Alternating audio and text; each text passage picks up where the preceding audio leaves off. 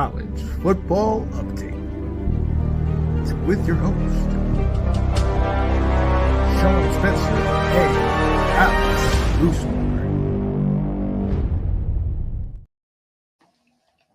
What is going on, ladies and gentlemen? It is your boy, Sean Spencer, one half of that dynamic duo that is Let's Talk Football.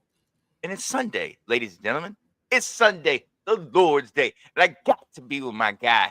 You see him over there. Canada's finest, Alex Roosmore. What up, Alex?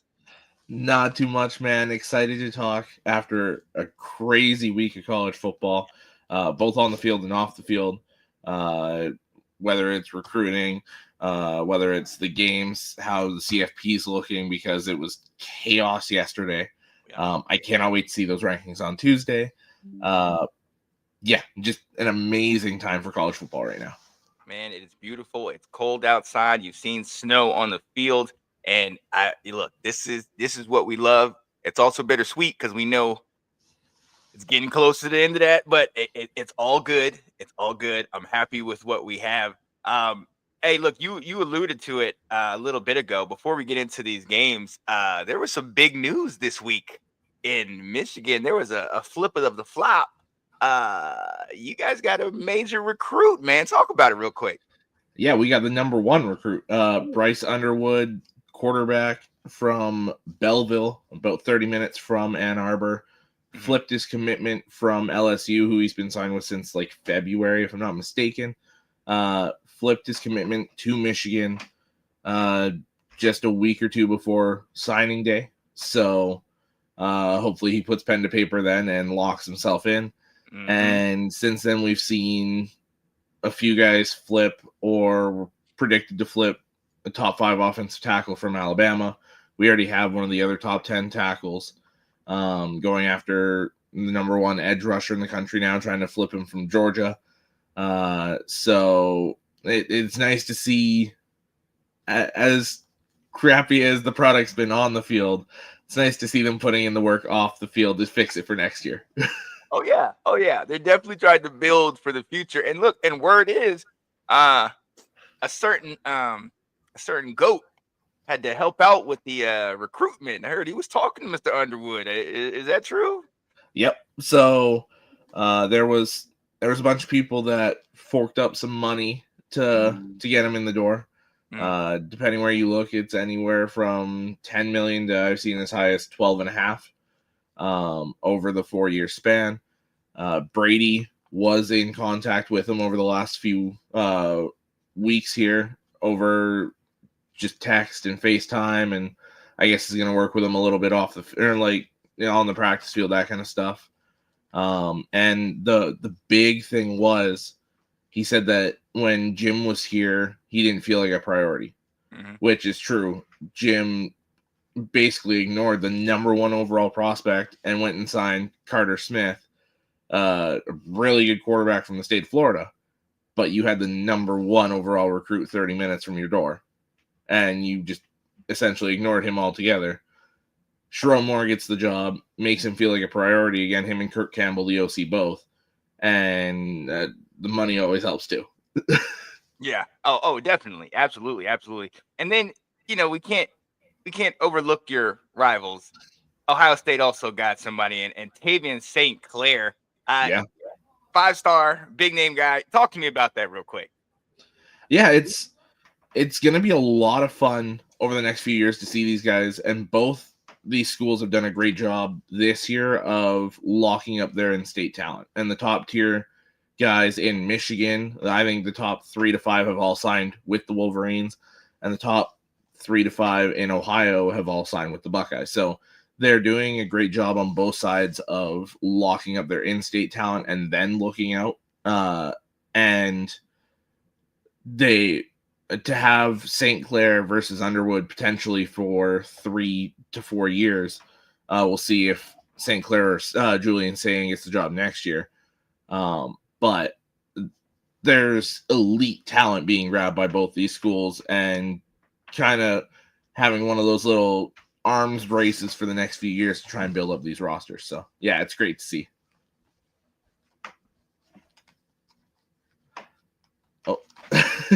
All right, I'll keep it going here. Yeah, Oh, buddy. Sorry about that. I do have no, to all good. all that. Yeah. So, big moves, big things happening in the Big Ten with the recruits, with different players coming in. It's looking good. The rivalry is revived. Obviously, for you, I know there was no O's. What is it? I know they knock out all their Yeah, M's. What do you yeah, guys? we get rid of all the O's too. All of the O's are gone. And look, I'm gonna go to it real quick. It hasn't been a good year, but Nope. as for this week for me is rivalry week. I got my guys Washington playing Dallas today, so I'm excited about that. Obviously, with you, just like with us, records are out the window. Yep. None of that stuff matters. Is there a chance? I think there is. I don't think it's a great chance. Like the Ohio State should be a heavy favorite going into this game realistically. Yeah. But we're starting to see some cracks show. Yeah. Realistically, I mean, we'll get into the Indiana game in a little bit here, but if their punt team didn't suck so bad, that's a 17-15 game, not a 31-15 game. Right. But they lost their starting center, which the interior of our defensive line is the strongest part of our entire team. So they got weaker at the position across from our greatest strength. Now the offensive line looked pretty decent yesterday, but there was a lot of pressure from those D tackles. So I'm excited to see Graham and Grant go after the interior of that offensive line. Our offensive line finally looked good. Mm-hmm. The offensive scheme finally looked good. Mm-hmm. We're running the ball a lot better than we have all year. When you put 50 on a team, yeah, they look all right. Yeah. Now it was Northwestern, so Yeah. I'm breaks on that a little bit. But it was nice to see those points back up on the scoreboard. Oh, yeah. But the whole scheme on both sides of the ball has seemed to change. Like the last 10 quarters, we've only allowed 500. I want to say it was like 540 total yards of offense. Oh, wow. Against our defense, and that's without Will Johnson, who won't play next week either. He's shut down for the year by the sounds of it. Just go ahead and relax. Washington has a spot for you. Come to Washington. You guys aren't going to be in a spot to pick him. He's going to be gone long before.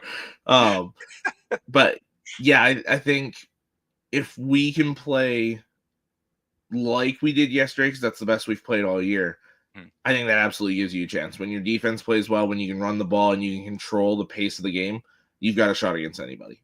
Oh, yeah, absolutely. And look, at the end of the day, it's a rivalry game. So throw the records out the window, throw whoever's in there, all that stuff out the window, because it just means more.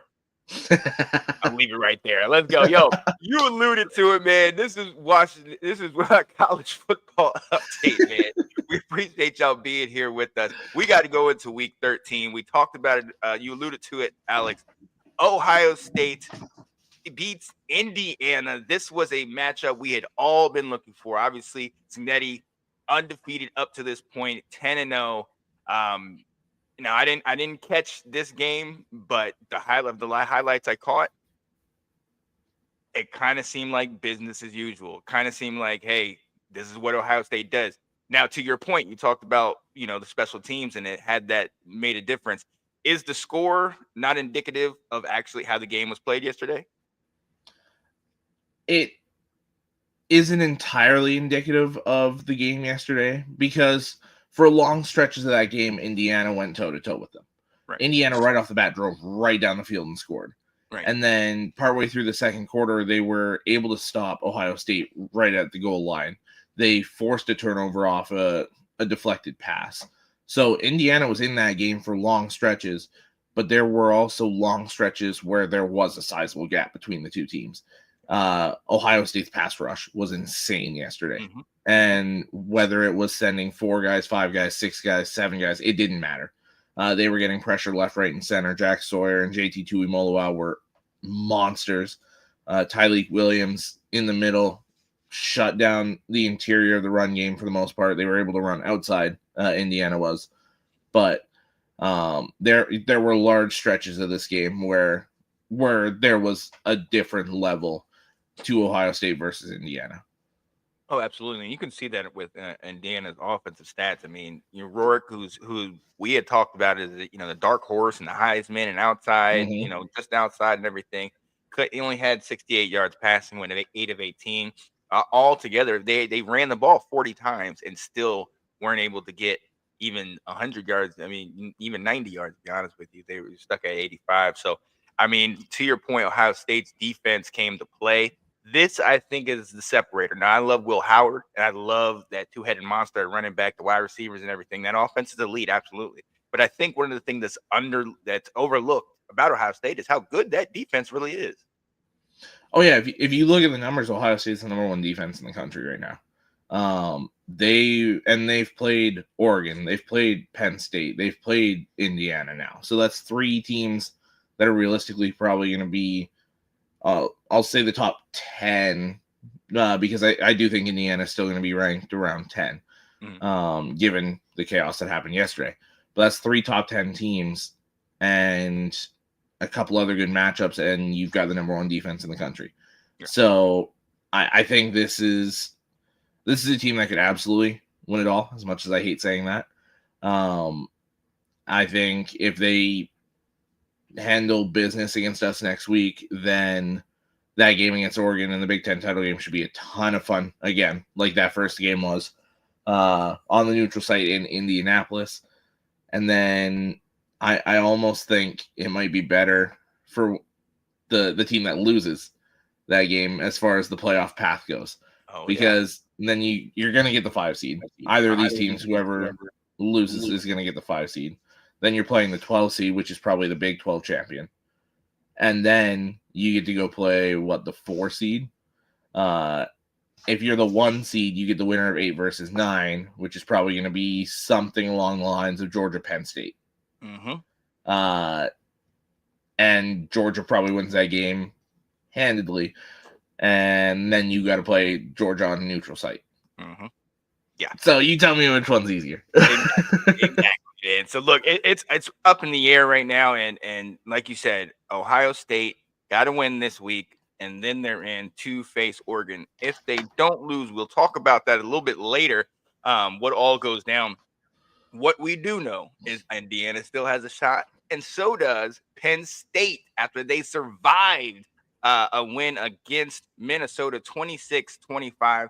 And I mean, and then there's really 2 ways you can look at this. On one side, it's kind of like, okay, here we go again. Each time we look at Penn State and we look at them playing an inferior opponent, and when I say inferior, I'm looking at Penn State's ranked 4th.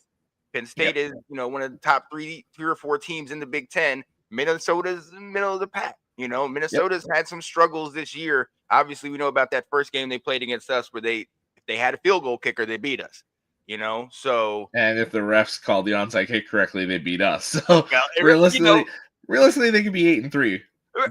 Right. So Minnesota is definitely no slouch, but again, Penn State, it takes everything they have to get down to the wire to get it, but they're still alive.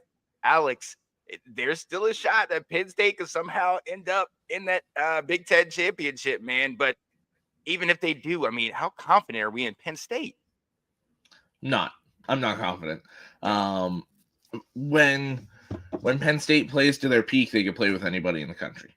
But you never know when you're going to get that peak play, or when you're going to get surviving against Minnesota, surviving against USC, surviving against UCLA for that matter. It took everything they had to beat them, surviving against Bowling Green.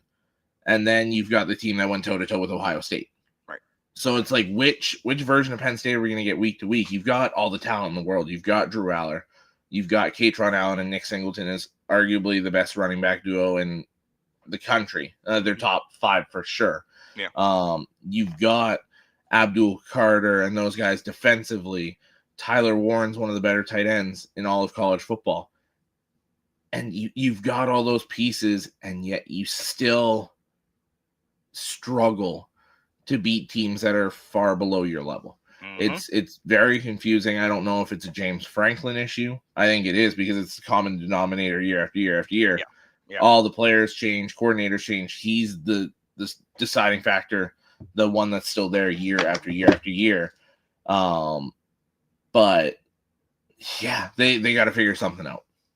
Yeah, they honestly do, because and I hate to say that, but I think it is James Franklin. Like he is the Yep. common denominator, like you said, and it just seems like, yes, they sometimes they play up. I mean, those Ohio State Penn State games are never really blowouts. It's always something really close, and we know a couple years back he was able to get the W, but it's just never able to get over that hump. It's almost like a Buffalo when it comes to Kansas City. You know what I mean? Yep. Even though they might randomly win one, a la what Buffalo did recently, but we all know once it comes to the playoffs, once it comes to the games that actually matter, Penn State just always seems to fall short, especially when it comes to the Big Ten. So, hey, they have a chance, yes, but they're going to have to play a lot better than they have been playing, and if they want to beat an Oregon team. So we'll definitely see. They're still in the picture. Let's move on to SMU, who trounced UVA 33-7. They have locked up their spot in the ACC championship game. SMU 10-1, undefeated in conference, man. I mean, look, ranked 13th right now. Obviously, a lot of stuff happened yesterday, so we'll see what the updated CFP looks like. But as of this week, they were outside looking in.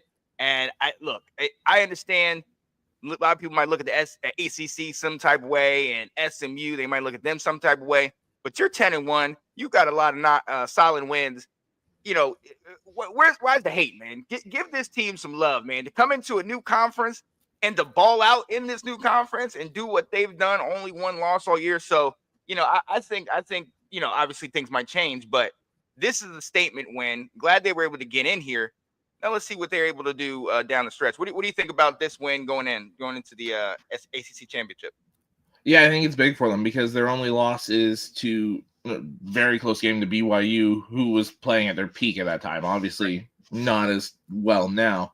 Still only 2 losses, but SMU, as far as the rankings concerned, 3 teams ahead of them lost.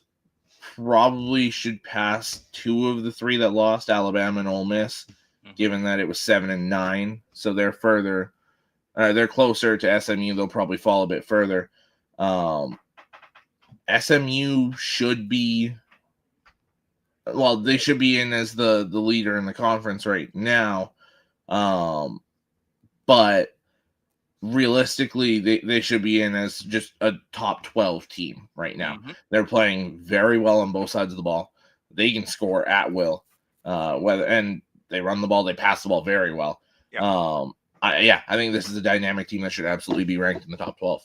Oh, yeah. Rhett Lashley has these guys playing extremely well. And like you said, balanced team, both sides of the ball. I mean, anything that they've gone up against, they've won. And like you said, I mean, you could look at things from the last couple of weeks where BYU has lost. But if you look at when these guys played each other, which I think is a huge, huge factor, and they played right when BYU was at their peak. Like you said, they were at the top of their game, and they just barely lost that game. So to have that as their only blemish on the record, I think we see what BYU, who's technically still in the hunt in their conference, even though they lost twice, it does say something for SMU. And, hey, it's simple. You win the ACC championship, you're in. The issue is who you're going to play in that. We know Miami whooped on Wake Forest right now. So right now, they're in the driver's seat. They win, they're in. But then you also have Clemson, who's right up there. Now, Miami, who does Miami play this coming week? Syracuse. They're on the road against Syracuse. In the Dome. So we know what McCord has got going. If he can get LaQuint Allen running well, and they can play, and they can go toe-to-toe with Miami. Miami has struggled in a number of these games, and they've eventually, with the exception of Georgia Tech, they found a way to come back in this. But then you got Clemson. Now, Clemson plays South Carolina, so really, it's Miami. If they win it, they potentially get themselves in. If they don't, Clemson gets themselves in. So it's going to be interesting going down the stretch to see. What do you think? Do you think Miami can finish it off? I mean, I know Syracuse is struggling. Syracuse has kind of hit that stumble that they always hit year in and year out. It just took a little bit longer here to hit. I think with Miami having their season essentially on the line here, I think they go in, they get it done. I don't think it's going to take the superhero performance from Cam Ward. I think he's going to play very well, but I don't think it's going to be that tight game late in the fourth, and you need him to be Superman to pull the game out or win by a couple scores. I think they'll comfortably win this one. Yeah. And they should easily walk in. And look, what an SMU Miami great matchup. Obviously, we know what Cam Ward can do and what he brings to the table. I mean, he's lifted up that team. Johnny, what's going on, Johnny? What's going on, Johnny? Yes, sir. Good morning to you, my guy. Yeah.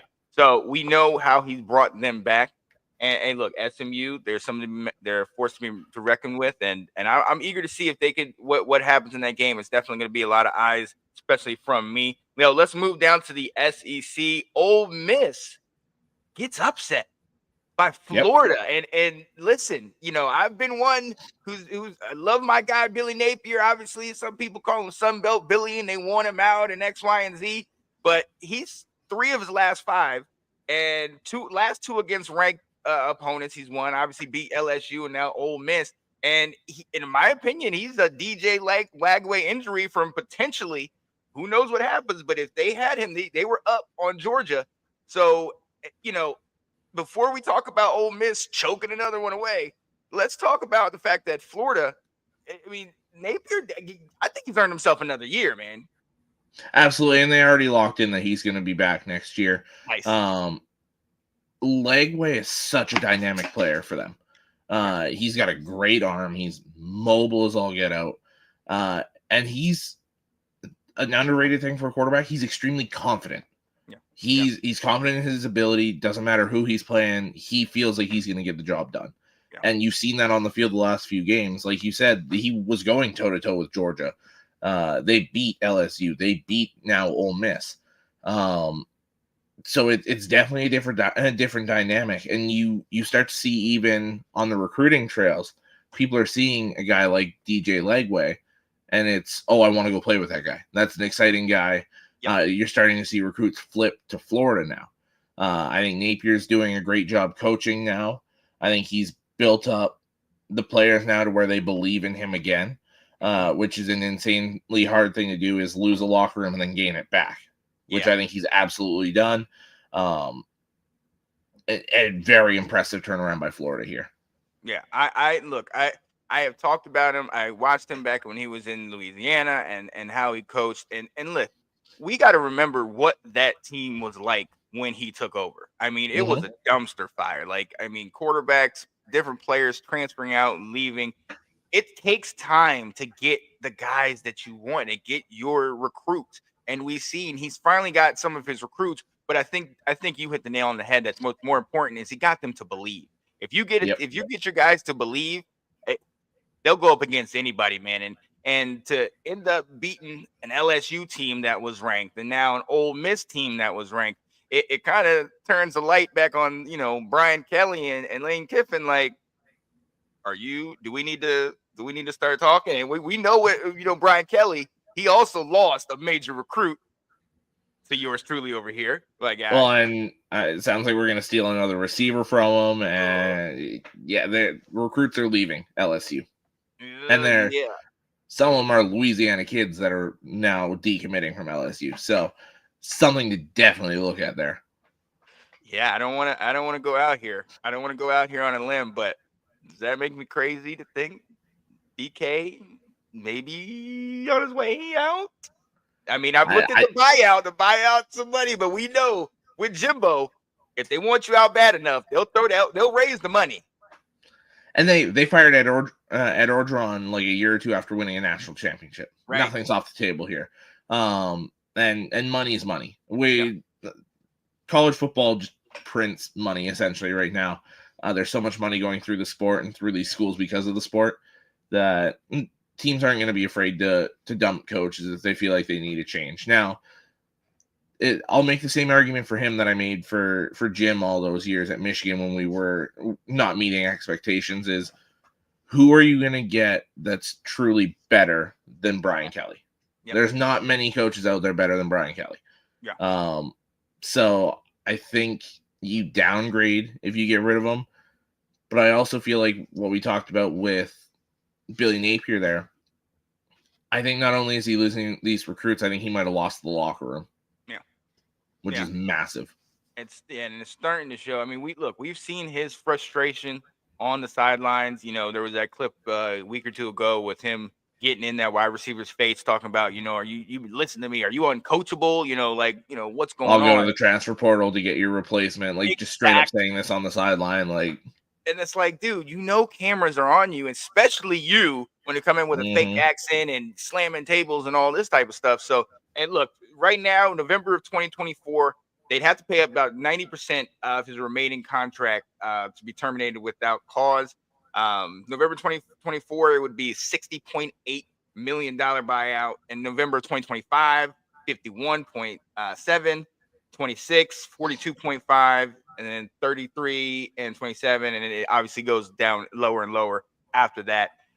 But I think, to your point, you really have to ask that question. Is it worth it? And is that next guy going to come in and give you better success than what you have? Because what I'm looking at is you're being reactionary if you're even thinking about that. And we know how fans get him out of here because you can't get the W. And they've been harping on it after the last 3 opening games where they've been getting losses. So it's definitely something that to think about. But let's go back to Ole Miss, and you get that win against Georgia, pretty handily, pretty easily. And then, we were starting to lift them up. Oh, watch out for these guys. And then you come into a game like this, and no disrespect to Florida, but Florida still has not been playing great all season, even though they've been having recent success.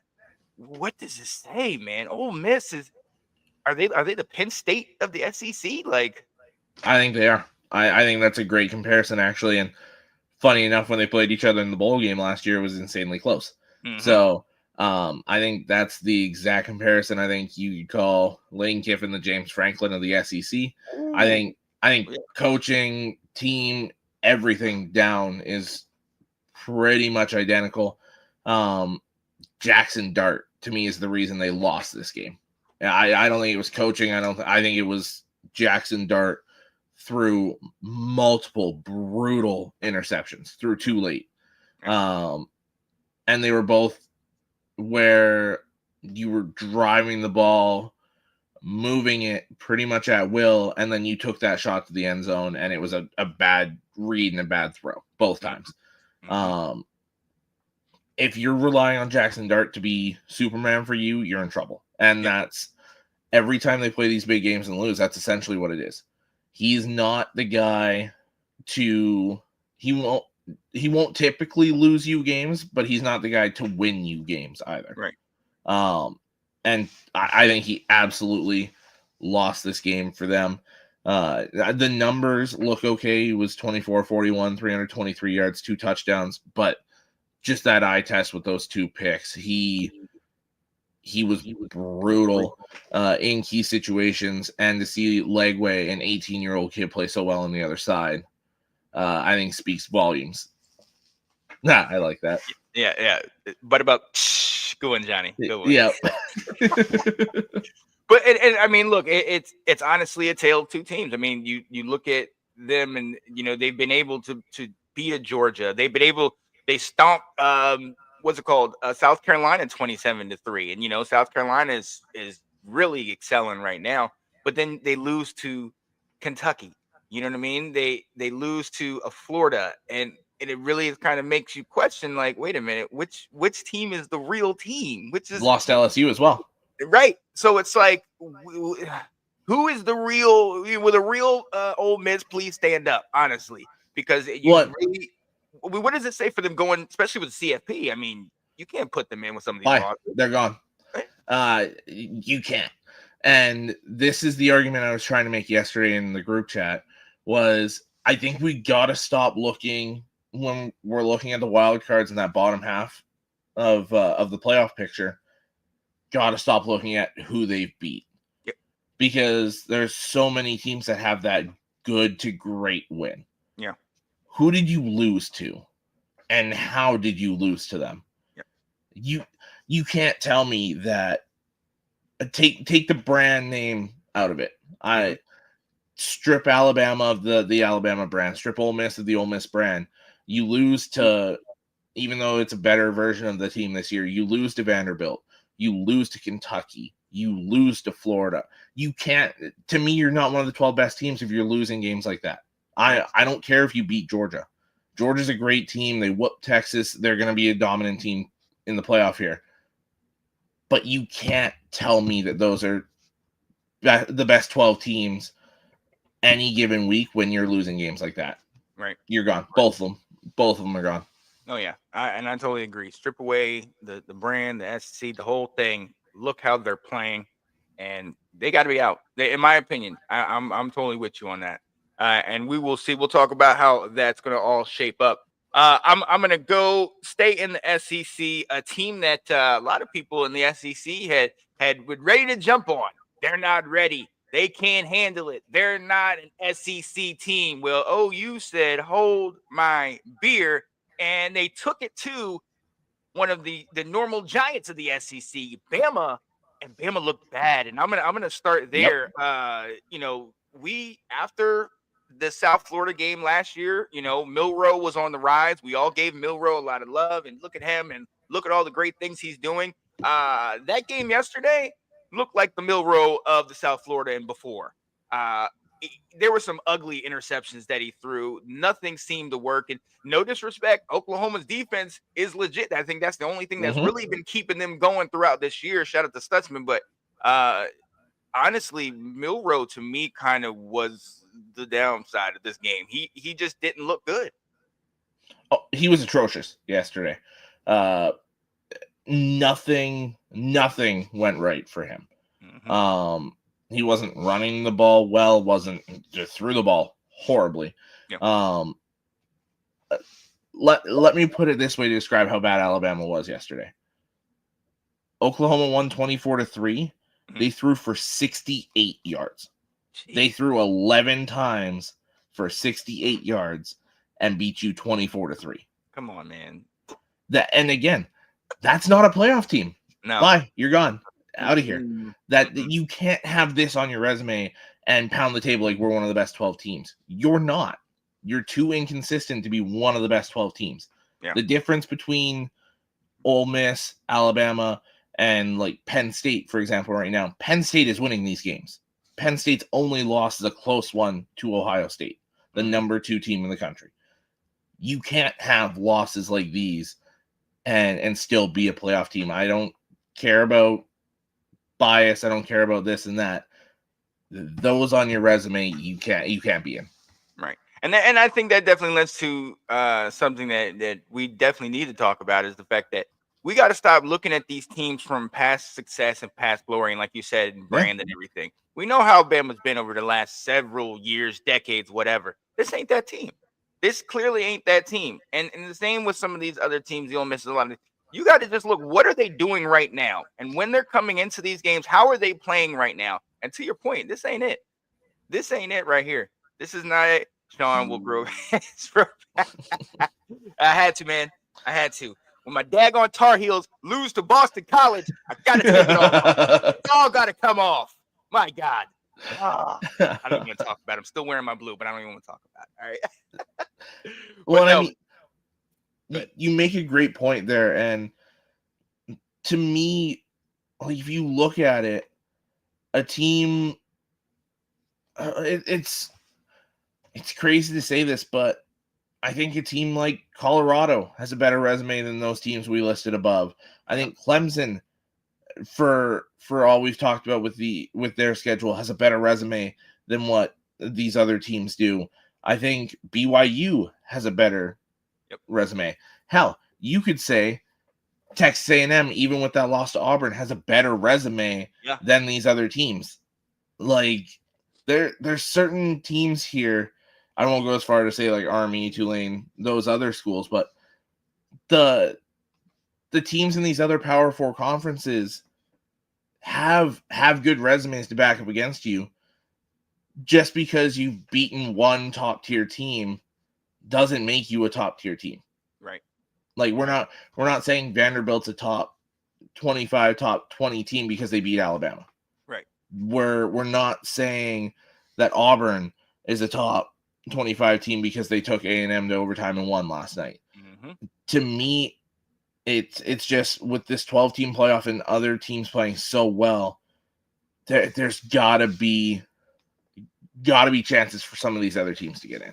Oh, absolutely, and that's the way it needs to be looked at. It's to that same point. We're not looking at NIU and saying, "Oh, they beat Notre Dame, so we got to throw them in there." No, they're 6-5. You know what I mean? They've been struggling since that, and albeit that was a great win for them, but at the same time, that was a great game that day. Now that's over. How have they played recently? And I think it's about the momentum that you're building going towards the conference championship or potentially the CFP. So. Yeah, no, I'm with you on that. And to the point that you alluded to, Auburn survives in 4 overtimes, beating Texas A&M 43-41. And so there's 2 ways I'm looking at this one. One, it's like, oh my goodness, Texas A&M, that's a huge, you guys were upset. That's huge. I mean, it was a great game, but for me, I don't disrespect. I know you don't like this quarterback, Mr. Peyton Thorne. But I don't disrespect the old Spartan. All right. He has played well in games. He played well last year. Now he's had also some poor play, but he played well last year against Georgia. He's had some games this year that he's played good. He played his butt off, but more importantly, he's leading this team.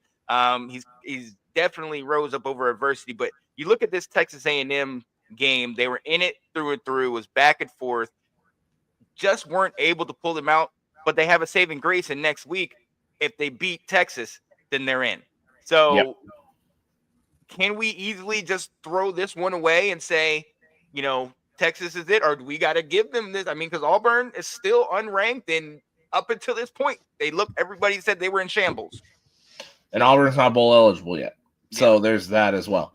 No, we can't just brush this off. I think a big chunk of it is A&M was looking ahead to that Texas game. Yep. And probably just thinking, regardless, we win and we're in to the title game. And then you've got a shot to just lock up your spot automatically. But Auburn's offense has been brutal for large portions of this year. They went up 21-0 on A&M. And A&M figured their stuff out late in the second quarter and into the second half. But you can't allow a struggling offense like that to go up that big that quick. Yeah. It didn't look good. And you go back to the eye test. I mean, shout out to them for coming back in Texas A&M, but no, it didn't look good. And I remember each of the little breakaways where they came back to that game and got me to the point where eventually I said, oh, shoot, I need to click on this one. I need to go ahead and watch. And I watched it down to the wire. And if you looked at that game and you took away, the rankings and the records and everything like that, Auburn was a better team. They looked like the better team. Texas A&M was trying to keep up. They were trying to get back in, and that's why it went to 4 overtimes in this game. So, again, if you win, you're in. But this is a glaring hole. This is a glaring, red flag for me on this when you look at A&M. And I think it's been that way the whole season. I mean, I don't know that we can really ever have gauged them, as, oh, this is definitely an elite team, because they have had some games where it's kind of like, what? Like, are you know what I mean? For me, I like Elko. I like what he's done over there, but A&M, and I know, obviously their starter was out. They had the backup. Green's been playing well. But it's one of those that even if they do beat Texas next week, I'm still kind of questioning the team. I like their defense, but I'm still kind of questioning what they got. Yeah, I mean, you look at them as a whole, just kind of talking them as a potential playoff team. Lost that close one to Notre Dame week 1. Now that's the first game under Elko at home. You can label that however you want. But then you struggle at home against Bowling Green. You struggle at home against Arkansas. You struggle against Mississippi State. You get blown out by South Carolina, who's now looks a lot better than they did going into that game. And then you lose this one to Auburn. This is a tough look. And it's one where if you're, I'll compare it to Penn State again. If you had won a bunch more of these games, then you're probably inside the top 10, probably feeling pretty comfortable about your playoff chances. But you've blown a couple of these games you really can't blow, and now you were 15 going into this week. You're probably in the 20s. Mm-hmm. Yeah, and it's not looking good. But hey, we'll see. You get the W next week, and then we're all saying, all right, well, you earned yourself another week. You put Earned a yourself chance to get your ass beat by Georgia, essentially. Well, there we go. Because that's kind of how it was looking. Because even if Texas wins, I don't got trust in them. With how they play in that last game. The other thing is, it can't be much worse than they played in that game. Well, right. Is Arch ready? Because Arch was the only thing that looked decent in that game. Yep. Some Manning. But we do got to address something really quickly, because for all the teams in the SEC that played decent competition, let's talk about some of those other teams that were scheduled in the SEC. Georgia gets to play the powerhouse UMass Minutemen. Mollywopped them. Texas, the destructive UTEP, the Miners, they blanked them. USC Gamecocks, Will just means more. Wofford, and then Arkansas, who wasn't that big of a, 35-14, pretty big, but still. Louisiana Tech. Now, correct me if I'm wrong, Alex, but my calendar says it's late November, and they're playing cupcakes. Isn't this the teams are supposed to play in the beginning of the season? Yeah, and so there's a few more to throw into this conversation as well. UL Monroe, Murray State, Mercer, New Mexico State, Maine. Why are you playing teams like this in November? Right. And I've got the reason why. I threw it in the group chat, got called salty for my take here. They're afraid of what's happened this year, which is your conference cannibalizes each other. We can say it's because every team in this conference is good. I think it's because almost every team in this conference is inconsistent. You've got weeks where Alabama has looked like the best team in the country, where Ole Miss has looked like the best team in the country, Georgia, Texas, LSU for that matter. Yeah. And then there's weeks where it's like, is this really a playoff team from all of these teams? Absolutely. So you've been so inconsistent, you've cannibalized each other, and now it's, we've got to play this team to get that extra win on our resume. So that we can see South Carolina as the 8-9 win team, or Georgia. Now, Georgia, I think, is the best team in the conference. But when you're playing games like this, when we're comparing Georgia playing UMass to Ohio State playing a top 10 team, to BYU and Arizona playing a ranked matchup, to Army and Notre Dame playing a ranked matchup, to there's just a bunch of these games. We're at the point where these games are supposed to be the meaningful games that impact your playoff chances and impact the conference championship structure. And we're playing games like this that are played the first 3 weeks of the season. This is why every other conference and fans of other conferences have been pounding the table for the SEC to finally play that extra conference game. Yep. If your conference just means more, prove it. Play that extra game like everybody else. Play one more conference team instead of playing these cupcakes in the middle of November. To me, it's absolutely ridiculous. Mic drop. Woo! There it is. Johnny said Arkansas is a prime example of that. Look, we see it week in and week out. We see, towards the end, in the middle of the season. I think exactly what you said was correct. Is that the fact that it's not cannibalizing each other. It's not black and blue. They're not going 50 to 49. Some of these games, they look ugly. You go to the Alabama Georgia game. Georgia looked terrible in the first half. Now, albeit they came back and it looked great, but then you also look at Georgia when they played Texas, and it was like, oh my God, Georgia looked great against Texas. And then when Georgia played Kentucky or Ole Miss or these teams are not there's nothing we can say about, maybe Kentucky's that great. No, Georgia looked awful in that game. Ole Miss, they looked awful in that game. So it definitely does fluctuate. And the reason why I'm using Georgia is because they're clearly the top of the SEC. Yeah. It definitely fluctuates. But you can use the same argument for Texas. You can use the same argument for SC. South Carolina has looked great in some games, and then they got skunked by Ole Miss. You know what I mean? So one could say it's just that day, and maybe that it's inconsistency. And I think you hit the nail on the head with that.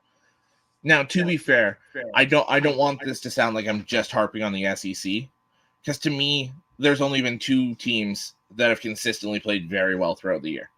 And whether the score showed it or not, these 2 teams did take care of business week in and week out, with the exception of maybe 1 game each, and that's Oregon and Ohio State.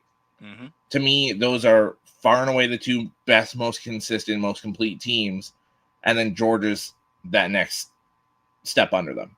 Right. Now, I don't think it's a big gap there, but those inconsistencies make it a step between Georgia and those 2, in my opinion. And that's why I think you see Oregon and Ohio State have been locked at 1 and 2 the entire time. Yeah. Because they're the 2 most complete, most consistent teams. Their coaching staffs have done a great job of not letting them take their foot off the gas. Their leaders, their captains, and the team in general have done a great job of just taking care of business. So for me, I think whether it's, and also playing the cupcake games in November, Clemson played the Citadel, so it's not just these teams. But at the same time, we see year in and year out where Alabama's playing a Mercer, where Georgia this week played UMass. It's insanity. It's gotta stop.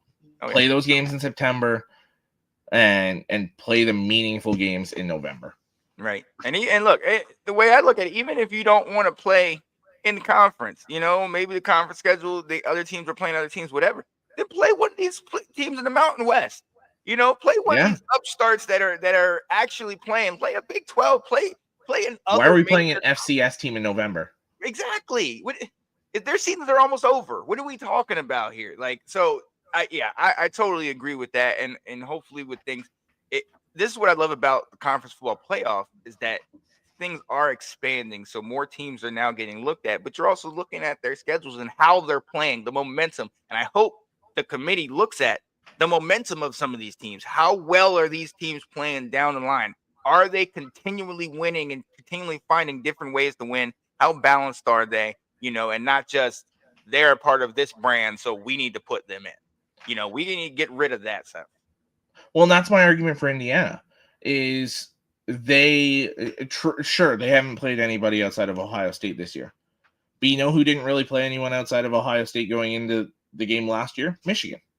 Michigan's schedule, if you look at it, strength of schedule and the numbers and everything, was almost identical to what Indiana's was. Right. The difference is Michigan beat Ohio State, but it's insanity to be like, well, Indiana hasn't played anybody. The one loss knocks them out. No, they've been dominating teams better than anybody else in college football this year. Their point differential was over 30 points a game. Yep. There's winning and handling your business, and then there's just beating the brakes off teams week after week after week. They did it absolutely what they were supposed to do. They lost a tough one yesterday. They should drop. They should be, in my opinion, they're absolutely still a playoff team. They're 9, 10, or 11. They don't get a home playoff game anymore. They have to go on the road. But this is absolutely a playoff team. But because it's Indiana and they've been bad for so long, this one bad loss knocks them out. Again, I think it's a wild take. I think Indiana's absolutely one of the 12 best teams. Yeah. You got to put them in. And obviously we'll see down the line, Notre Dame be like, conference playoff? What's that? Hey, Notre Dame has been looking great after that loss to NIU. We've seen they beat Army, handed Army their first loss, 49-14. Wasn't even pretty. The run game was great for Notre Dame, but so they also got into the pass. But to your point, they, regardless of what they do, and I know they have like SC next week, Southern Cal. Yep. You get that win. We all know, hey, only one loss, but still no conference championship to Johnny's point. So they just fall wherever, like how does the committee play them? They get a home playoff game. Yeah. 11-1. That tough loss against NIU, but you beat A&M, who's a ranked team. You beat Army, who's a ranked team. You beat Navy, who was a ranked team at the time. They've got a good enough resume to where I think the loser of the Big Ten's locked up the 5 seed. I think that's a given. I think there's probably a pretty strong argument for the SEC runner-up, whether it's Georgia or likely Texas, to get the 6 seed. And then I think you slot Notre Dame in at the 7 seed. I think they play the 10 seed. And then so you're probably looking at Indiana going to Notre Dame, something like that, where it's still a tough matchup. They still have to earn it. But I think Notre Dame's earned the right to have a home playoff game. Down Jesus definitely says they do not need to prove themselves. Shout out to our buddy Eric Kelly, man, who's definitely hoping his Fighting Irish get going. This should be interesting. Look, speaking of that, real quick, since I want to go into the Boise States and everything like that, but what does this do for Army? Obviously, that's their first loss. Navy also, took a loss in recent weeks. What are we? Is the dream over? Is there any way? The only way they make the playoff is if Boise State loses the Mountain West. And then they'll beat Tulane, be the highest group of 5 conference champion. They'll get the automatic bid. But you need Boise State to lose to probably UNLV, who they already beat. Yeah. So I'd say it's over, but we can't totally close the lid on them for this season. Yeah. And to your point, Boise got it done yesterday, pulling it out 13 over Wyoming. Austin Jeanty continuing his great season, over 2,000 yards. Got a little elbow injury that he got earlier in the year. He took out he was at a couple series, but when he comes in and when the man plays, and I'm telling you, man, and I understand that it's Wyoming, but it looks like a man playing amongst boys. I mean, some of his stiff arms is just kind of like, it's almost like Derrick Henry style, where it's not any real effort, but the way that he's stiff arming, these guys are getting dropped, these guys are falling by the wayside. He continues to build up numbers and things of that nature. Hey, look, right now, Boise unlocked to get into their conference championship. If they win, they're unlocked to get in the CFP. But realistically, we've talked about, how great Ashton Jeanty is, but let's look at Meg Madsen. We talked about him. We talked about the rest of the team. Is this a team worthy of that potential, one of the top 4s? If we weren't doing automatic bids, then no. Yeah. Then they're not a top 4 team. They are a top 12 team, in my opinion. But I sit there and look at it, and realistically, would I take them over the Big 12 champion? I might. Depends who that Big 12 champion is. Right. To me, I think Boise's one of those teams that could do some damage in the playoff. You look at it, even if they have to go on the road in round 1 for one of those games, it's likely going to be a cold weather game looking at how the seedings are going. What travels well in the cold? Defense and a running game. They do both of those very well. Yeah. And if you remember, this is a team that went toe-to-toe with Oregon earlier in the year. 37-34, I believe, was the final score. Oh, yeah. You've got the best running back in the country.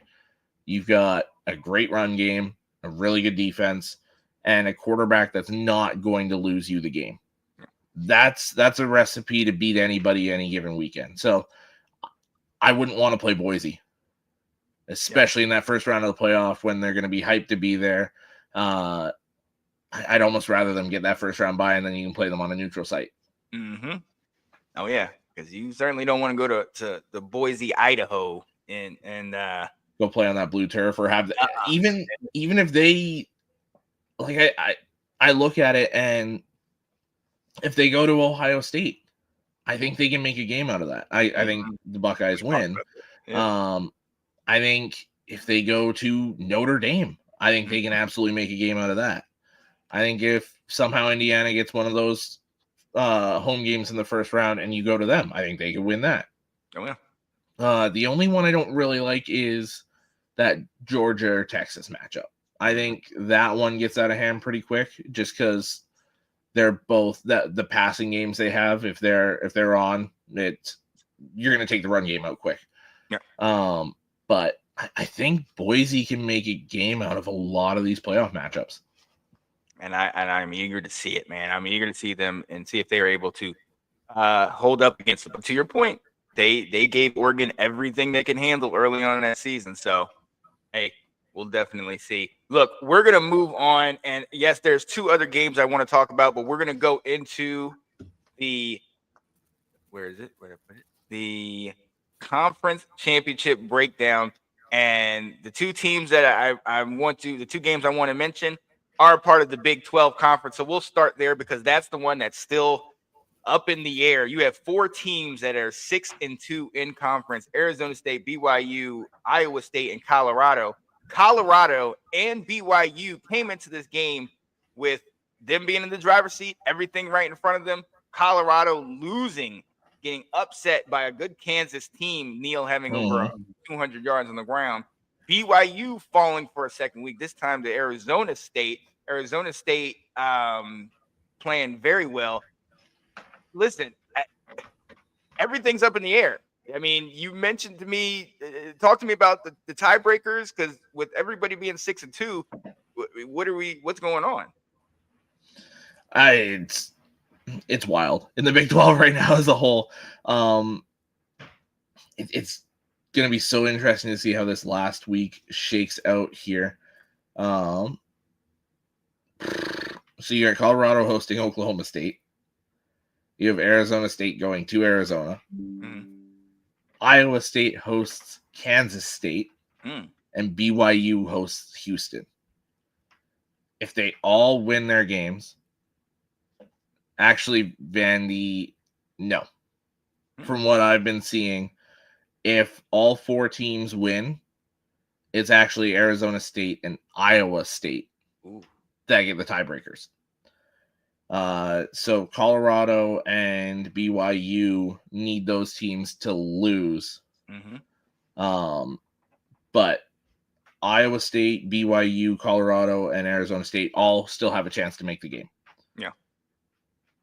But Arizona State and Iowa State are the ones now in the driver's seat after Colorado and BYU choked that away last week. Yeah. Now, and when we talk about, teams cannibalizing each other, this is kind of what we're talking about, because you got the top four there. Then you got Baylor with 5 wins in conference. TCU, Kansas State, Texas Tech, West Virginia, they all have 5 wins. They're all one game out. So, all four of these other teams lose, or, some have. The chaos is just out of the way. What do you think will happen? What do you think will eventually happen in the Big 12, and who's going to be in that Big 12 championship game? So if I'm looking at it right now, I think Kansas State pulls the upset on Iowa State. I think the Cyclones are gone. Yeah. I think Colorado beats Oklahoma State. I think BYU takes care of Houston. I don't think Houston's really much of an issue for BYU. Arizona State. That is rivalry. An insanely tough game for me to call. It's that rivalry game. You have Noah Fafita. You have Tedoroa McMillan on the other side for Arizona there.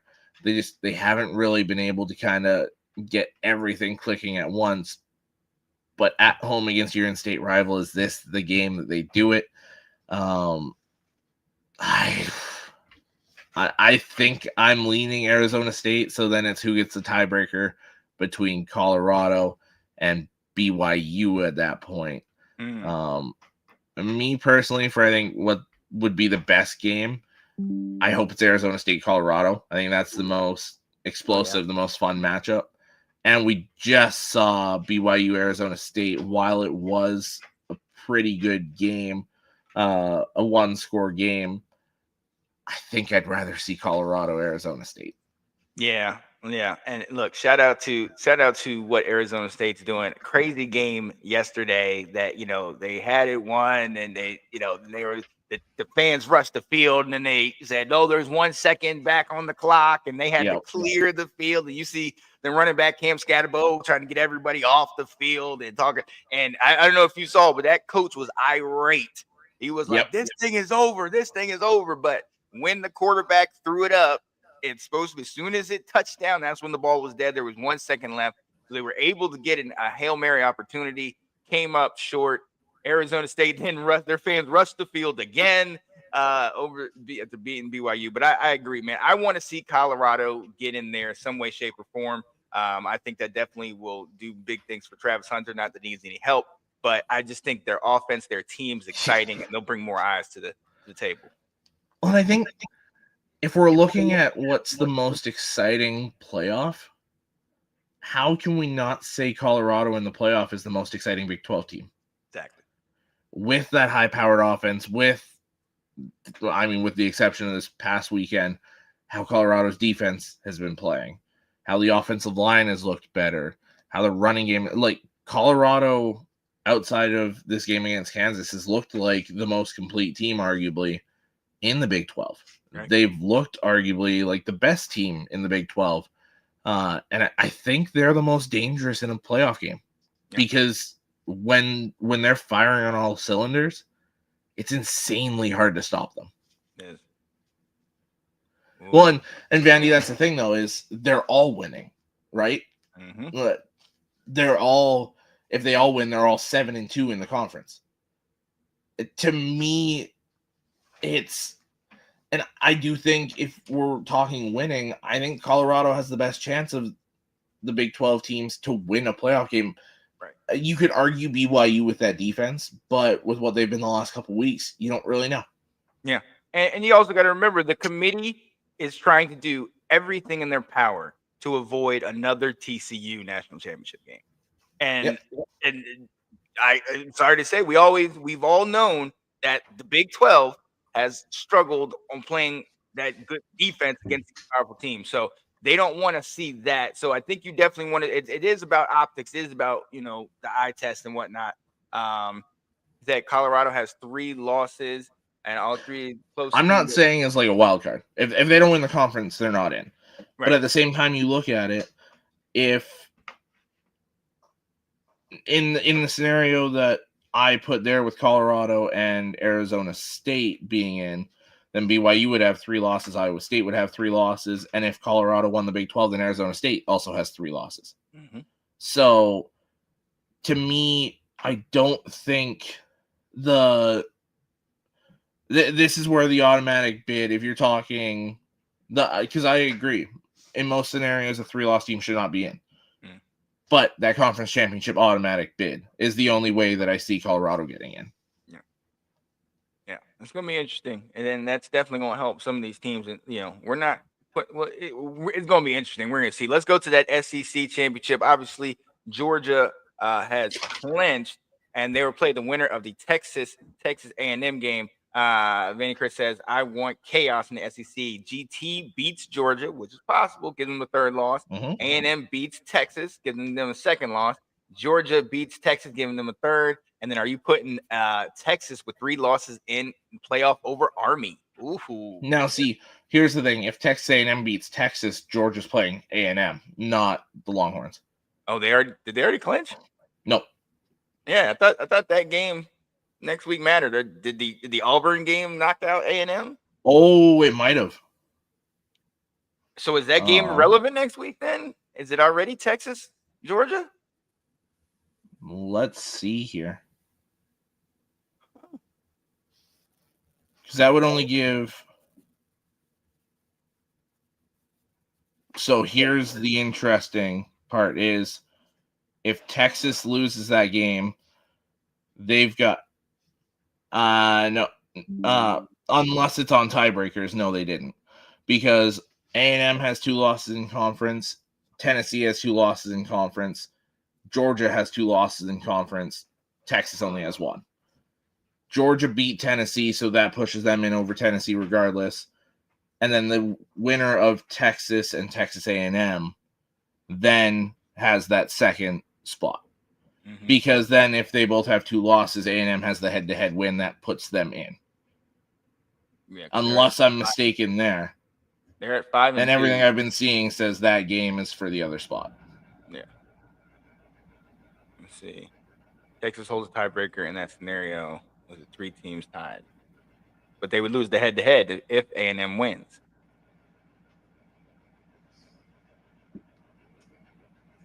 Yeah, I don't see how they could get in with 2 of them having played each other.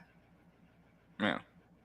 Then wouldn't it not then go to, if A&M beats Texas, would it not go to a tiebreaker between Tennessee and A&M at that point? Everything I've been seeing says that this game decides the other team. I could be wrong about that, but I've seen it multiple spots, so that's what I'm going with. Yeah. Yeah, I don't know. That's an interesting one then. Yeah, we'll definitely look that one up because I've seen the same thing. And when you look at it, it's, Texas at 6-1 in the conference, or Georgia at 6-2, then Tennessee and A&M both at 5-2. But then you have that last game there, so we'll see. We'll definitely look that up and take a look because the chaos hopefully is still around. Let's go to your conference, the Big Ten. Oregon is in there. Ohio State right now is in the driver's seat. With the win over you guys, Ohio State will get in. However, if somehow that maize and blue, who doesn't put an O in anything this week, if somehow y'all can win that game, then it comes down to the Indianas or the Penn States of the world. Who, first and foremost, I know you discussed it. You pretty much think Ohio State will win if things go the way that they should win this weekend. Yeah, and then we would have an Ohio State-Oregon matchup. However, if by your lucky stars the numbers keep going up and Ohio State hasn't won against Michigan in 1,500 days, what is it? Let me find it. Then it would be good. So I was just gonna say, with the tiebreaker in the case of Penn State and Indiana, mm-hmm. the tiebreaker goes to Penn State. Ooh. Because of the conference opponents' winning percentage. Gotcha. Penn State's play. That's the thing that kills Indiana, is they've played the bottom 5 teams in the Big Ten, mm-hmm. and then Michigan and Ohio State as of now. Where Penn State's played more of the middle tier of the Big Ten in general. So that would be the difference there.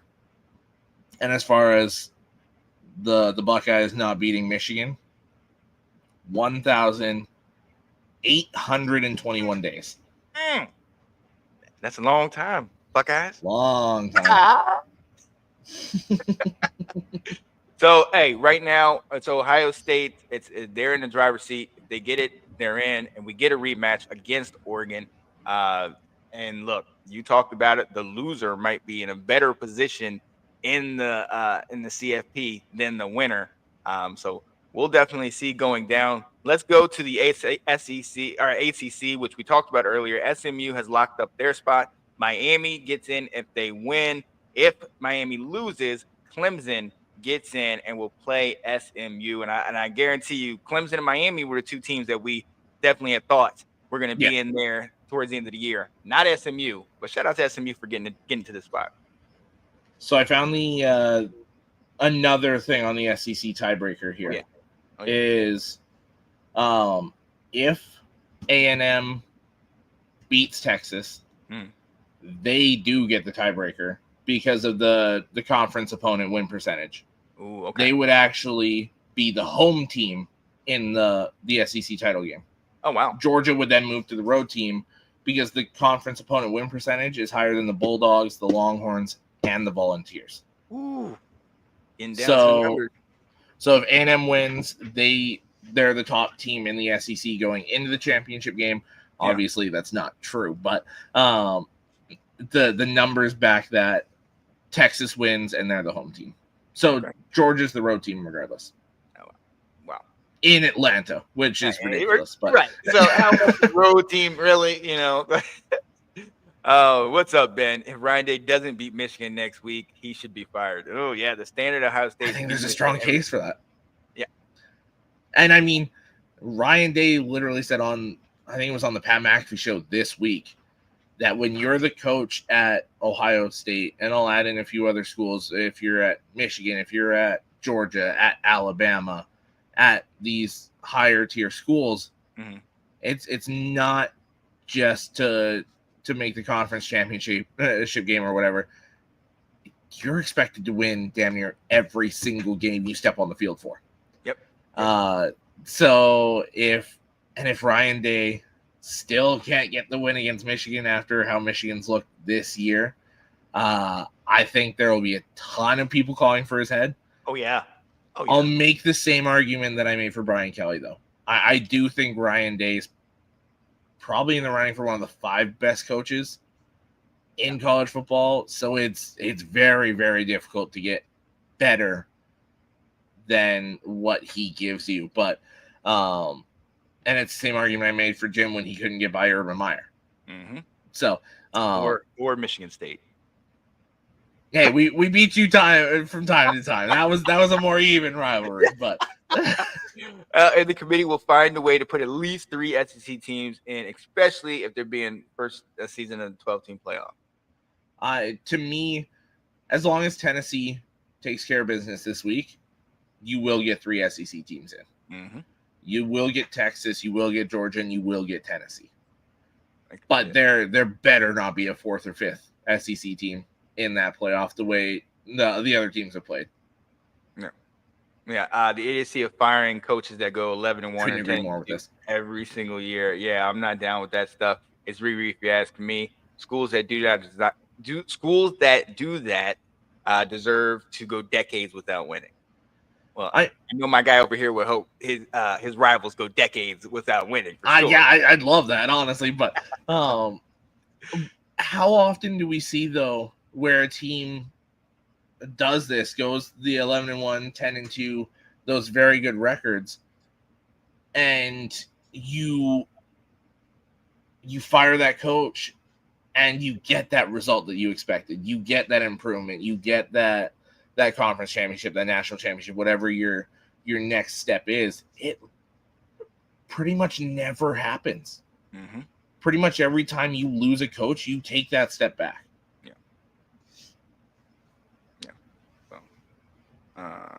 Texas, though, the schedule is one loss, though. Yeah. Hey.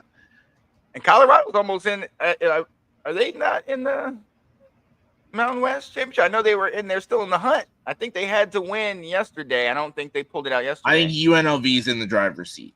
Yeah. For that second spot. But here's again, and that's why I say, Vandy, to start looking instead of at who they've beat to who they've lost to. Because to me, there's no way you have 12 teams in the country right now that are better than Texas. That's not a true statement. If you can name me 12 teams that deserve to be in over Texas that are better than Texas, go ahead, I'll wait. Because it's not happening. And here's the other thing. So UNLV, so Boise State is 7-0, lone in the Mountain West Conference. UNLV and Colorado State both only have 1 loss in conference. They're both 5-1. Yep. So Colorado, there's still an avenue for Colorado to make it in. And then if Colorado beats Utah State, now all of a sudden they're potentially, with a UNLV loss, they're potentially in there. And if they beat a Boise somehow, I mean, as a conference champion, do we need to? I mean, how does that play out? If anyone other than Boise State wins the Mountain West, I'm almost certain that means Army's in. Yeah. So looking at it now, the numbers have pretty much backed up that it would almost be a dead tie across tiebreakers for Colorado State and UNLV. Mhm. So from what I've been seeing, is it then goes to the higher ranked team by the CFP committee, Well, UNLV.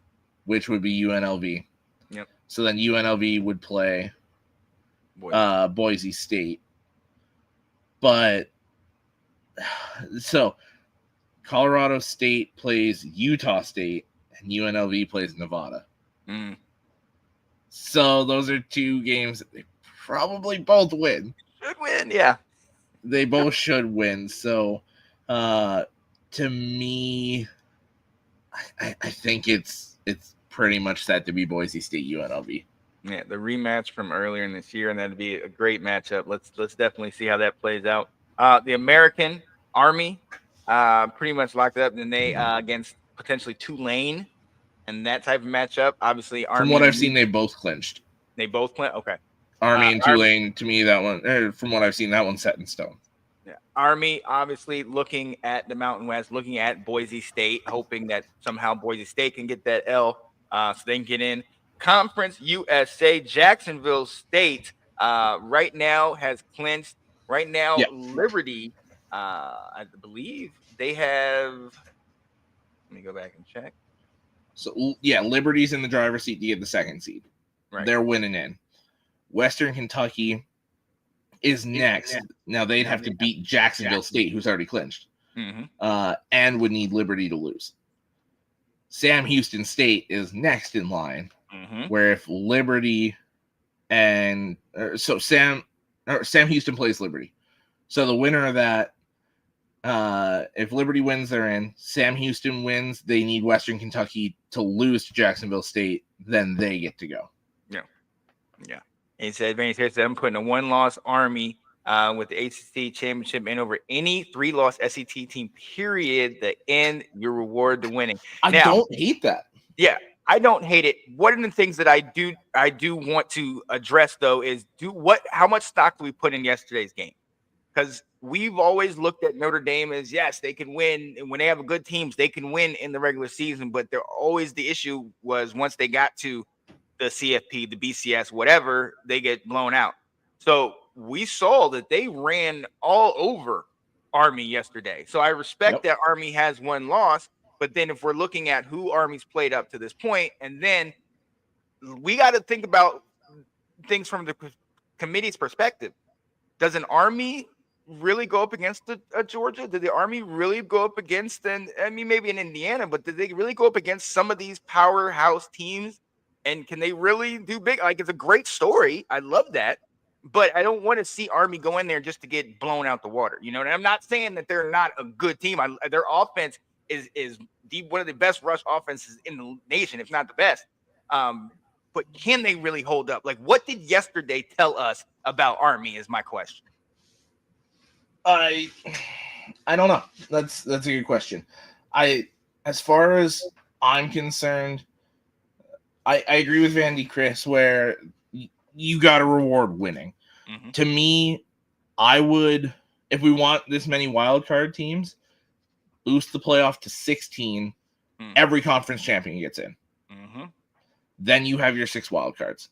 I personally, I think even now, there should be a legitimate argument for every conference champion getting in, because winning your conference should mean something. I don't care if you're in the SEC or you're in the Sun Belt.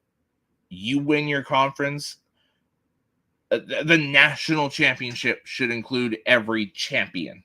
To me, that just makes too much sense. Right. And I agree here. If we get blowouts every week, so why does it matter if it's in the playoff? If you win, if you've earned the right to be the best team in your conference, you should get the right to earn your chance to be the best team in the country. Respect. Yeah. And that's what teams have been asking for year in and year out. That's why we expanded from 4 to 12 and potentially to 16, which, yes, I would love more. Yeah, more football. I'll take it. Yep. More football. Yes. So we're locked into this for at least 2 years. Right. And stuff like this allows us to have the time to talk about over and over who's going in, who's not going in, what's the story. So look, the conference championships, hey, we'll see. Obviously Most of them are set in stone. Some of them still we need next week to show us. And after we do that, we'll start to see how things are playing down the line as far as who's in. I just got a question for Vandy Chris after yeah. you're done here. Just looking at the comments. Oh, yeah. No, go ahead. Go ahead.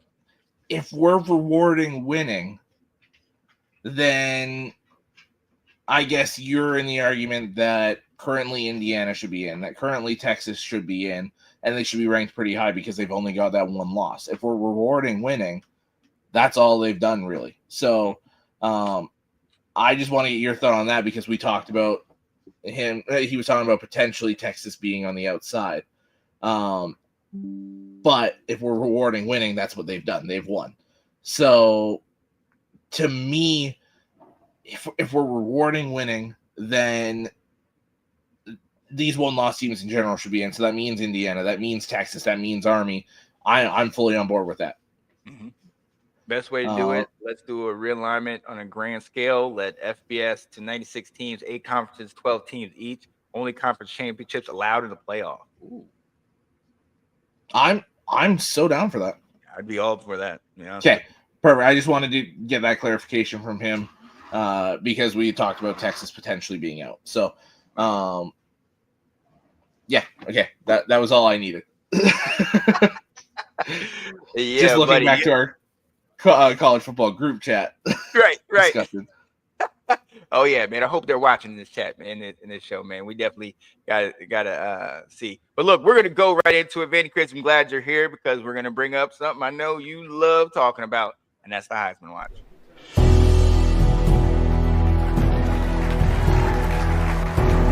With team success comes individual success. So without y'all, we'd be nothing. Ladies and gentlemen, the Heisman Watch. Right now, it looks like the race is narrowed down to 2. Ashton Jeanty just got over 2,000 yards and still on pace to attempt to get the record. It's going to take a number of great performances to do it, but it's definitely possible. Then on the flip side, you have Travis Hunter, the dual threat, who's just came out and said he is looking to play offense and defense in the pros. The guy has the endurance. He has the ability. He's dominating on offense and dominating on defense. So at this point, I can't blame him. I'm eager to see. And of course, this is the year that we're doing great in Washington. So we can't get a guy like this. But it's all good, JD5. I'm good with you, buddy. Yeah. Stay healthy, my brother. I'm probably in the same boat you're thinking right now. Oh, yeah, Can we trade up for a guy like that? Like let's mortgage our future a little bit to get a guy like that. Hey, and here it is. We're going to ask the question, who do you got? And Vandy Chris says Ashton Jeanty, there's no question about it. I don't care how many snaps you played on defense. Look, we've talked about it, and Alex, I'm going to come to you. We've discussed it. For me, I have to always default to the position that I played, and that's running back. And when you can get this many yards, and you know that if you look at these games, you look at how these defenses are setting up, there's a minimum of 7 to 8 guys in the box each time, and he's still continuing to get the yards. And that's where I'm talking. That's where I think it lends to your point, Chris, about you win, you keep moving on. The things that they've been able to do, yes, Madsen's been able to help. Yes, the rest of the team's been able to help. But everybody in the stadium knows Ashton Jeanty is going to get the ball. Everybody knows he's going to run it, and they still cannot stop the man. The season that he's having, even if he does not get the record, I am on board. I think he should be in that position. But at the same time, what Travis is doing, I cannot overlook that because it is absolutely amazing. Nobody has been able to do it in our lifetime and consistently and do it as well as he's been doing. What do you think? Who is your pick? Where are you at right now? So I'm going to go 2 avenues here. I'm going to go what I want and what I think is going to happen.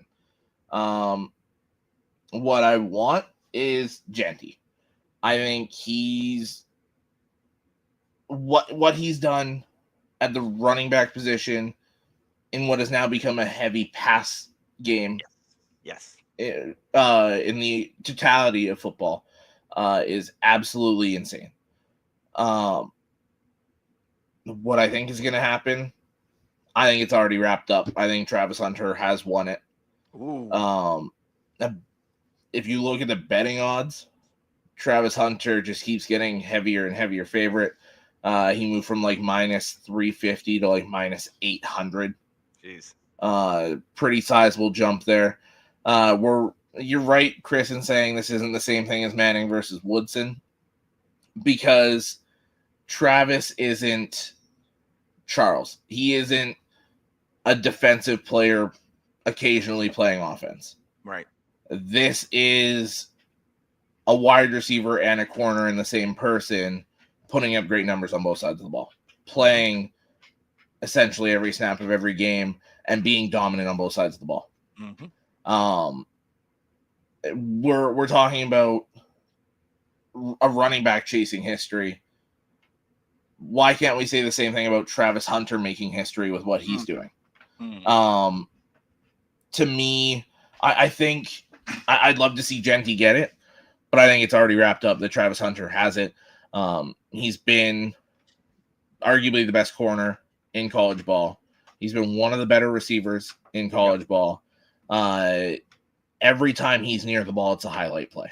Mm-hmm. And we look at it, and it's moments, it's highlight plays, it's winning. We've defined this year after year after year. And to me, that screams Travis, because there's been, I mean, you look at, I believe he had it in yesterday's game where Shador's throwing it up to him over two guys, and he's jumping up to make the catch, and these long receptions for touchdowns, and being the great corner on the other side. To me, I think it's wrapped up. I think it's done. I think Travis has won it. I wish they would give more look to Jeanty, though. Oh yeah, again, and to your point, like you were saying, like with Ashton Jeanty, obviously this being a more passing league, obviously they've talked a lot about running backs being devalued over the last number of years and everything. To have something like this, to have him even in the conversation, to breaking a record that was thought to, something that was never going to be broken, Barry Sanders' record. That is something that I definitely think we have to give attention. We have to give praise to, but at the same time, this very much is a popularity contest. At sometimes this very much is about optics and who you played. And I think to your point yesterday, Travis Hunter has 8 catches for over 125 yards and 2 touchdowns. And he did that against one of the best corners, at least looking towards the draft, and Kobe Bryant at Kansas, and in a loss. I mean, he had a great game, and he's been doing that consistently throughout the year. And look, for me, I'm still hoping it's up in the air, because if somehow Ashton can get up to that number, or at least come to like 2,500 yards on the ground, it's hard to overlook that. But to your point, I mean, ever since Travis Hunter stepped on the field at Jackson State, at Colorado, where he's always been the most popular. He's always been the guy. He's always been somebody that we've said, and this is not just this year that he's doing two ways. He's been doing two ways since he started. And so the body of work says something, and I know this is only a seasonal award, but I think the committee kind of lends to looking at a lot of this stuff from years past. I'm gonna stick with who I want, was Ashton Jeanty, but I can't argue with you at all, Alex. I honestly think, from everybody, and more for people that are outside looking in, that aren't necessarily football fans or casual fans, they know Travis Hunter. They know the name. They've kind of got him on their radar. As opposed to Ashton Jeanty, there's more questions than answers. And this is coming from running back. I want Ashton to win it, but I definitely look, when you're looking at the committee and looking at kind of outside looking in, Travis is the favorite in the eyes of just the random, the casual, to everybody. So we'll see. I mean, you and I, each time that we talked about the Heisman race, it's always been a slither. It's always been like flip a coin type deal with this. And I think at the end of the day, it's going to come down to who you want. Who is it that you like? Who is it that you pick? Because I can't take anything away from Travis, and I can't take anything away from Ashton. Absolutely. So that's kind of where it's at, man. That is kind of where it's at. That's the Heisman Watch. I right now, that's the race right now. I shout out to all the rest. Cam Ward, obviously his loss. Nussmeier, no. Rourke, we I talked was about like, him. it's Ward and Gabriel, and then who's the fifth? Yeah. Because going into last night, it was probably Milrow, but Yeah. he's absolutely gone. He's out. He's out. So is it someone like Quinn Ewers again? Is it? Because I would have argued Curtis Rourke, but then he played bad yesterday. So is it Will Howard? Maybe is it like? I'll put it right here. Johnny said Quinn Ewers or Shador Sanders. Does Shador get in there if Colorado somehow gets the Big 12 championship and win? I mean, we already look at him as one of the top 3 QB prospects coming out. Ewers, I mean, if they continue to win, are these guys sneaking up into that conversation? I think if Ewers wins the SEC title game, he's the one to make New York. Yeah. For the Final Five. I think otherwise it's probably Shador. There you go.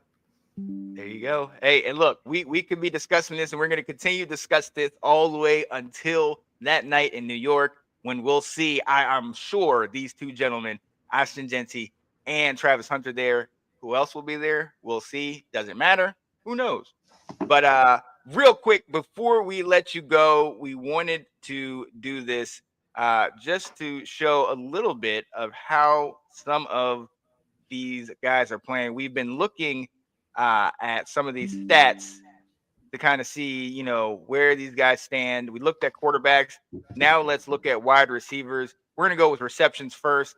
With 96, Nick Nash of San Jose State. Alex, we talked about him last week. I mean, he is having a year. 96 receptions, over 1,200, almost 1,300 yards, and 14 touchdowns. If I'm not mistaken, he also leads the country in touchdown receptions. This guy's one of the best receivers. Yards. Like, yeah, he's one of the best receivers that nobody's ever heard of, man. So, yeah, and it's one of those ones that where if you watch San Jose State, which very few people do, you know his name. I didn't know this guy until a couple weeks back, but he's been phenomenal. Him as a senior, obviously, that means he's probably going pro next year. It'll be interesting to see how that works out for him because he's having an insane year at San Jose State. That's what every 7-ish catches is going for 7 or 8 catches is going for a touchdown. That's insane. I mean, the guy's playing amazing. Definitely familiarize yourselves with him. Rounding out the top 5 is Harold Fanning Jr. of Bowling Green, a tight end with 92 receptions. That's and insane. Actually, yeah, right? He's the leading receiver in yards. And it's like, wait a minute. Who are these guys? Yeah. That's why we say you got to watch all college football, man, because I'm definitely going to check that last little bit of action out this week or to see this guy play. Maryland's own Ty Felton has 92 receptions for over 1,000. But look, this is why at the number 4, this is why we have to start talking about. That's why we got to put Travis in that conversation. We know what he does on defense, but 82 receptions, over 1,000 yards, 11 TD receptions. One of the top 5 receivers in the country. So yeah, he's 4th in receptions. He's 7th in yards. And if you go over to touchdowns, where is he sitting at for touchdowns? I know he's got 11, but where does that put him? Puts him tied for 3rd. Third, yeah. Wow. So he's the lowest statistical rating he is for a receiver is 7th, and he's playing full-time corner on the other side. Yeah. That to me is why, even though I want Jeanty to have a chance here and potentially win it, that's why I think it's all wrapped up and Travis has already won the Heisman.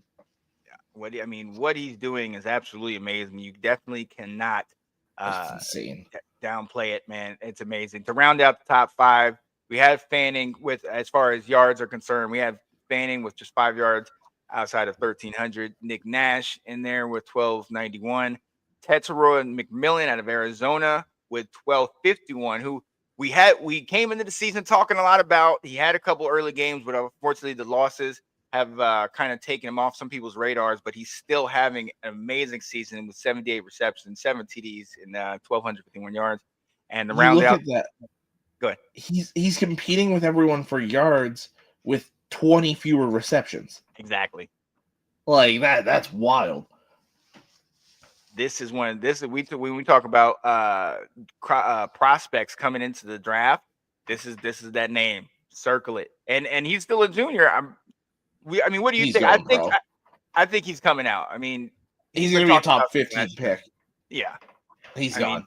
mean, I'll tell you one thing, we need a receiver. I don't know if he'll be there by the time we get there, but we can definitely use somebody like this. Or shoot Ty Felton too. I like him as well.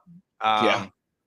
And then, like I said, going to receivers, going to touchdowns. San Jose State with 14. Nick Nash, Kyle Williams of Washington State with 12. Just Damn, okay. Yeah. On 56 catches, 12 of them are touchdowns. Right. So balling out there, almost 1,000 yards. Eric Rivers from FIU, 55 catches, 11 touchdowns. A freaking touchdown. That's wild. So, hey, these are some names that we're not talking about. Look, Devontae Ross out of Troy, 71 receptions, 11 touchdowns, almost 900. Right here is a name I want to talk about. Xavier Restrepo. I'm looking at him. He's going to be nice in the draft. 60 receptions, almost 1,000 yards, 10 receiving touchdowns. Underrated. I think people might not be having a close enough eye on this guy because I think he's going to be elite when he goes to the pros. Yeah, I think him and the guy below him, Ricky White, I think those are guys that because they're seniors and their numbers, yards, and all that aren't quite what the other guys are, I think they're probably going to end up being like a 3rd or 4th round pick. Mm-hmm. But it's going to be one of those guys that all of a sudden you look halfway through next season and they might be your wide receiver 1 or 2 on your NFL roster, and you're just kind of like, where did these guys come from? They've been balling out in college. They're just kind of flying under the radar. Exactly, man. It's exciting to see, man. So yeah, look, that is at the top 5. Look, as we can see, look, these guys are doing amazing. I do want to shout out. We talked about it, Harold Fanning, and then also Tyler Warren, 75 catches, 910 yards, 5 TDs. Tight ends, ladies and gentlemen, are coming on this list. Let's see if there's any other one. Oh, Arondé Gadsden of Syracuse. We know he's one of the weapons. Him and Meeks are 2 of the weapons that McCord has over at Syracuse. And he also 65 receptions, 810 yards, and 5 TDs. So I love to see some of these tight ends, some of these, Jimmy Graham types, or some of these guys that can definitely make some strides in the next level. And I love to see them balling out in college. If we had a quarterback that could throw the ball, Colston Loveland would be up there as well. Good. I wasn't going to say anything, my guy, but he's like our only receiver this year, and he's playing tight end, kind of like Tyler Warren from Penn State, except they have a guy that can throw the ball. Right. So, we shall see. Hey, we'll see what happens. Tune in next week. We're talking running backs. So obviously, it's Ashton, Jeanty, and everyone else. My guy Omarion. He's on the list, baby. He's on the list. But we'll definitely let you see that next week. Look, we got to let you go. Hey, it's Sunday, ladies and gentlemen. So we are 45 minutes away from the ass whooping we about to put on Dallas. Let's go. And saving for us with Indy. Yeah. Look, that's the one we don't want. We don't want y'all. Y'all a buzzsaw. They asked me on the show a couple of weeks ago, can y'all beat Detroit? No. We're not even gonna See, can you? Yes. There's at full health with Lattimore, maybe. Not where we're at right now. The 3 teams I don't want to play in the NFC. You guys, Philly.